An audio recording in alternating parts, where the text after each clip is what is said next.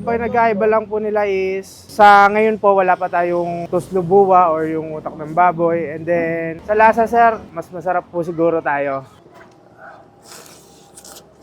Sikat na pungko-pungko sa Cebu, nasa Tansa Cavite na. Hindi mo na nga kailangan pumunta ng Cebu kung nagkikrave ka sa bundok-bundok na putok-batok. Dahil dito sa bayan ng Tansa, may napakadami pwede pang pilian tulad nitong crispy pork chop, liempo, chichabul, longganisang Cebu. Panalo din yung barbecue nila, liempo at chicken inasal. Samahan mo pa ng isang kalderong laing at kare-kare. Ito po yung isa sa mga platter namin. Ito po yung tinatawag na South Platter. Pero meron kaming North, West, East. At napakadami pang iba. Pag nabiting ka pa, ewan ko na. Hi guys, I am Menard from Pungko Pungko sa Tansa, located at 125 Santa Cruz Street, Tansa, Cavite. We offer here Pungko Pungko style inspired by Pungko Pungko sa Fuentes ng Cebu. Meron po tayo ditong longganisa Cebu, baloni, chicharon bulaklak, crispy liempo, and crispy pork chop. Pero meron din tayong mga inihaw na like chicken inasal, grilled liempo, and pork barbecue. Tsaka available din sa atin yung puso or hanging rice. Yung prices po na nagre-range siya ng 80 pesos to 150 pesos po sa ating mga pungko-pungko. But we offer din ng mga short orders like tapsilog na nagre-range naman ng 99 to 200 pesos po. Si Pungko-Pungko sa Tansa is actually meron kaming 4 na store. Meron po tayong tindahan ng sapatos which is Kakix. Pero ito po ang latest natin, si Pungko-Pungko sa Tansa. Binuo po siya para makatulong sa mga stray animals like stray dogs and stray cats. Pinapakain po natin sila. And ang mga staff po natin, iba po is working student. Anong pagkakaiba ng pungko-pungko sa Tansa sa pungko-pungko sa Puente sa Cebu?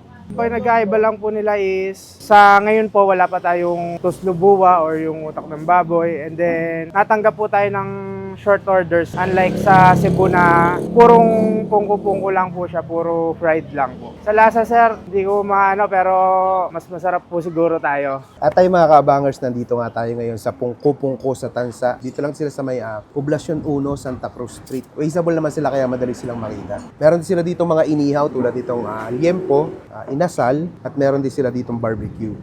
Isang kaldero na laing. Napakaanghang yan. Maubos ko kaya itong ganito kalaking kaldero. At meron din sila ditong ensalada. Mamuna natin tong barbecue. Suka. Yun. Tayo tayo.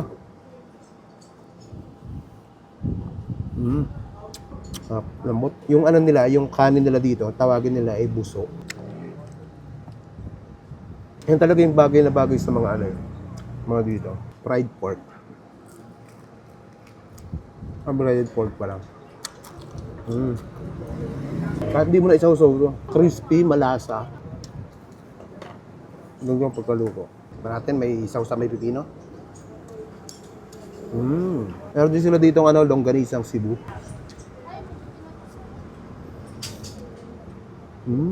Manamis-namis, parang ano siya, parang hamonado. Sarap nga. Manatin yung liempo. Sausaw natin dito sa toyo mansi. Toyo mansi.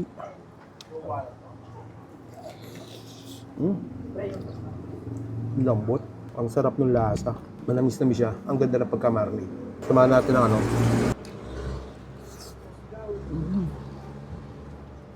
Tikman naman natin yung inasal. Chicken oil. Buhusan natin ito.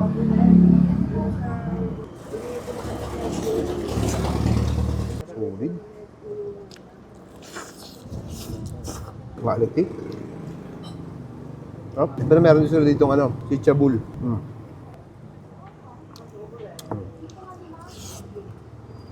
Ang maganda pa dito, naka-analyze na baw sila dito. Tikman natin yung baloni. Liempo.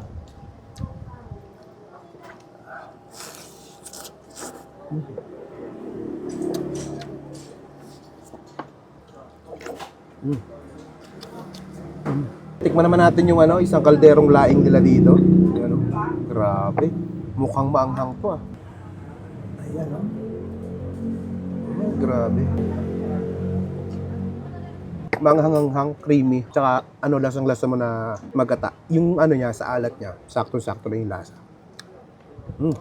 Meron din sila dito, kare-kare. Tikman natin.